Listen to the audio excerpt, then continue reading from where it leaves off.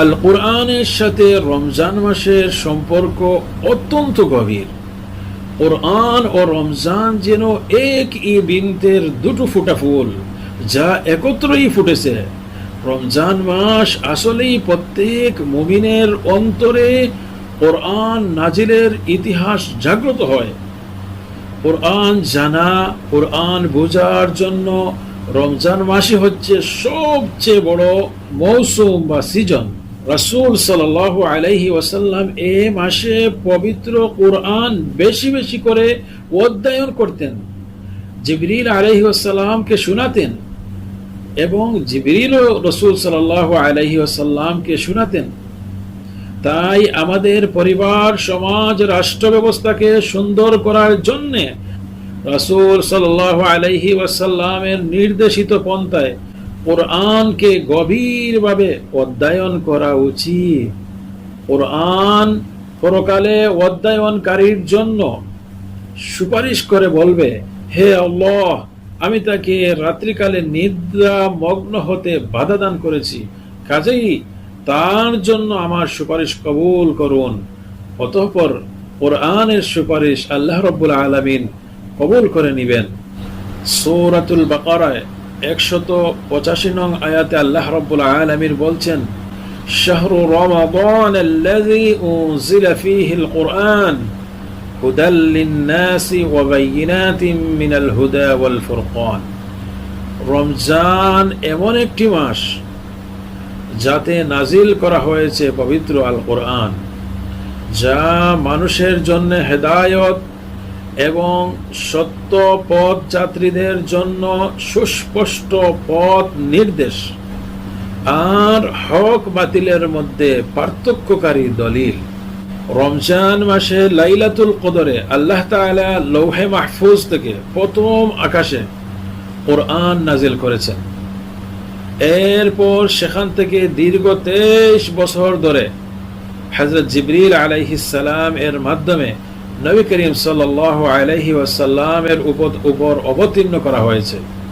ইতিহাসের পাতা থেকে একথাই প্রমাণিত হয় যে হক এবং বাতিলের চিরন্তর দ্বন্দ্ব পৃথিবীর শুরু থেকেই ছিল।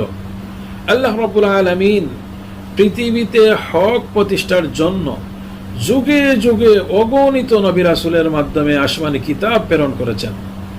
হকের দাওয়াত সম্মিলিত আসমানি সকল কিতাব এই রমজান মাসেই নাজিল করেছেন, অবতীর্ণ করেছেন। মুসনাদে আহমদের হাদিস, নাযালাত সুহুফ ইব্রাহিম আউওয়াল লাইলাতিন মিন রমাদান ওয়া উনজিলাতিত তাওরাতু লিসিত্তা মাদাইনা ওয়াল ইনজিলা ل13 والقرآن ل24। হযরত ইব্রাহিমের সহিফা রমজান মাসের প্রথম রাত্রে নাজিল হয়েছে। তাওরাত কিতাব রমজানের 6 তারিখ দিবাগত রাত্রে নাজিল হয়েছে। ইনজিল এ মাসের অর্থাৎ রমজান মাসের 13 তারিখে এবং কোরআন, পবিত্র কোরআন রমজান মাসের 24 তারিখে রাত্রে নাজিল হয়। মুসনাদে আহমদ।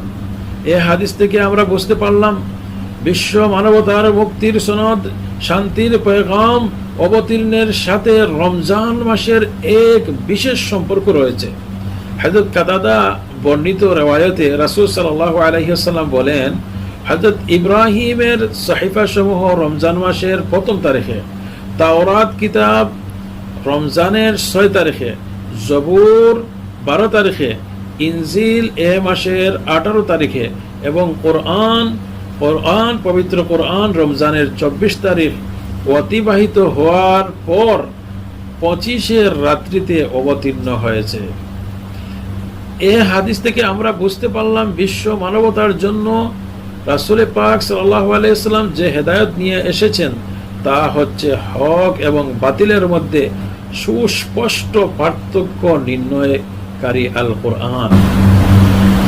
আর এ হকের হিদায়ত রমজান মাসেই অবতীর্ণ হয়। বদর প্রান্তে 17ই রমজান হক বাতিলের পার্থক্য নির্ণয় হয় এবং হকের প্রথম বিজয় সুনিশ্চিত হয়। আল কোরআনের এই দিনকে, কোরআনে কারিমের মধ্যে এই দিনকে আইয়ামুল ফুরকান বলা হয়েছে। হক বাতিলের চিরন্তর দ্বন্দ্বে হকের বিজয় অনিবার্য তাই মানুষ এ হেদায়েত থেকে রমজানের দিনে সিয়াম আর রাত্রে কিয়ামের মাধ্যমে মুজাহিদ সুলভ তারবিয়াত গ্রহণ করতে পারে।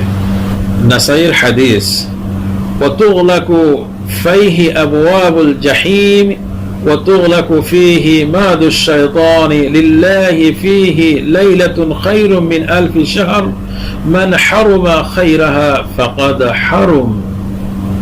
হযরত আবু হুরায়রা রাদিয়াল্লাহু তাআলা আনহু বলেন, রাসূল করিম সাল্লাল্লাহু আলাইহি ওয়াসাল্লাম বলেছেন, তোমাদের সামনে রমজান মাস সমূহ উপস্থিত। এই রমজান মাস একটি বরকতময় মাস। আল্লাহ তাআলা রমজান মাসে তোমাদের প্রতি রোজা ফরজ করেছেন। রমজান মাসে আকাশের দরজাসমূহ উন্মুক্ত হয়ে যায়।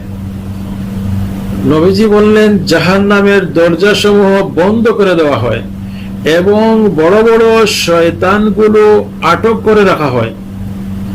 আর এ মাসে একটি রাত রয়েছে, আর রমজান মাসে একটি রাত রয়েছে যা হাজার মাসের চেয়ে অধিক উত্তম।